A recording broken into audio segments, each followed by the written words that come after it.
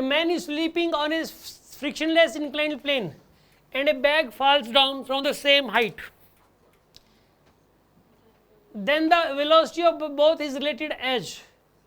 मतलब दोनों जब इसके अंदर पता क्या क्वेश्चन समझते हैं पहले क्या है,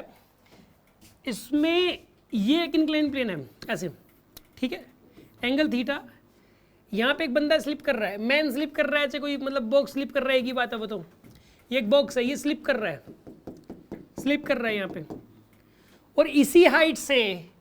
एक दूसरी बॉल को, बैग बोल दो चाहे बॉल बोल दो, कोई फर्क नहीं पड़ता, ठीक है ना, यहाँ से एक दूसरा ब्लॉक है, मतलब ये समझ लो आप,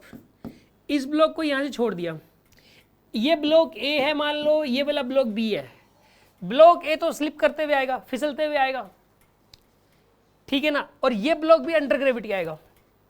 लेकिन ये शुरू में दोनों की वर्टिकल हाइट सेम है, इसकी देखो ये लेंथ तो अलग है इसकी, लेकिन ये जो वर्टिकल हाइट है इसकी और इसकी जो वर्टिकल हाइट है, दोनों की वर्टिकल हाइट क्या है, सेम,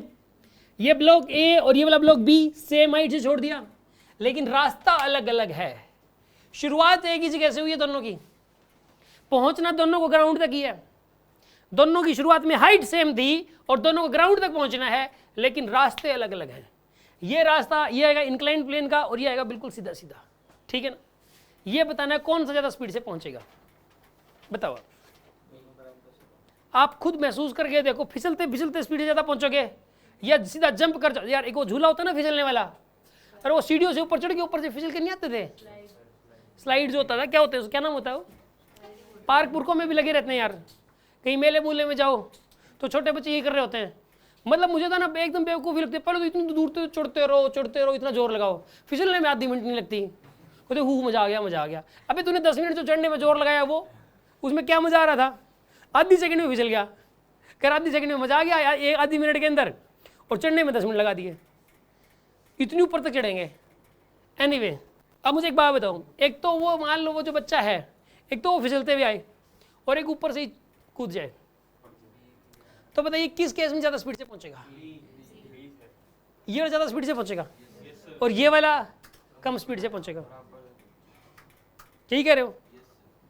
कितने बच्चे कह रहे हैं कि बी वाला ज़्यादा स्पीड से पहुंचेगा, ठीक, जो ये कह रहे हैं ए वाला ज़्यादा स्पीड से पहुंचेगा, ए वाला, जो कह रहे हैं बराबर पहुंचेंगे, तुम दोनों तरफ हो, ओके, सुन अब इसका आंसर ये है कि दोनों ही सेम स्पीड से पहुंचेंगे, इसका आंसर ये है कि दोनों ही सेम स्पीड से पहुंचेंगे, क्यों, इसका रीजन सुन लो आप, V A equal to V B होगा, ये दोनों सेम स्पीड से क्यों पहुंचते हैं, सुनो आप, एक तो आप मैथमेटिकली सोल्व करके देख सकते हो इसको,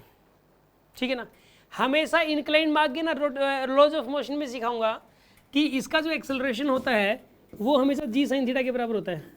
कितना एक्सेलरेशन होता है इसका हमेशा ही इंक्लाइन प्लेन पे, इसका एक्सेलरेशन होगा जी के बराबर, इसका एक्सेलरेशन किसके बराबर होगा,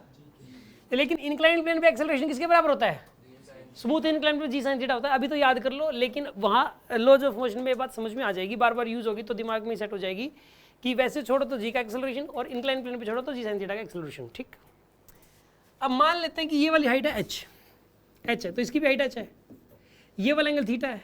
तो ये लेंथ निकल के आ जाएगी आपके पास, ठीक है ना, ये लेंथ क्यों निकल के आएगी, तो कैसे निकल के आएगी, ये लेंथ एल मान लो आप, एल, तो आप एक काम करो, साइन थीटा की वैल्यू क्या हो जाएगी, परपेंडिकुलर अपॉन में हाइपोटेन्यूज, साइन थीटा क्या हो जाएगा, परपेंडिकुलर अपॉन हाइपोटेन्यूज, परपेंडिकुलर कितना है यहाँ पे एच के बराबर, हाइपोटेन्यूज है एल के बराबर, तो यहाँ पे एल की वैल्यू किसके बराबर आ जाएगी,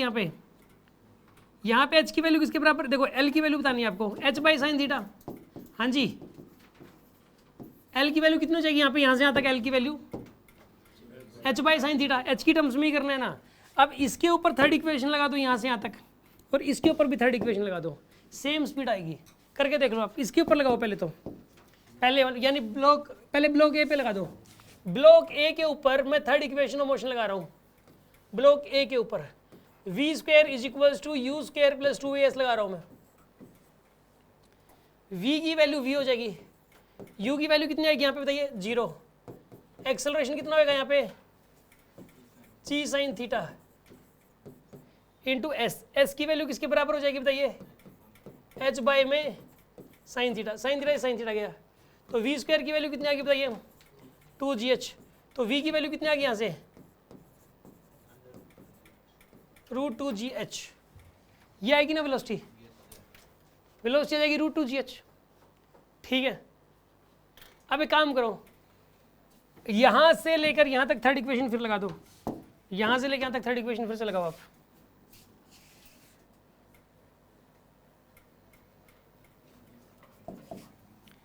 यहां से यहां तक third equation, v square is equals to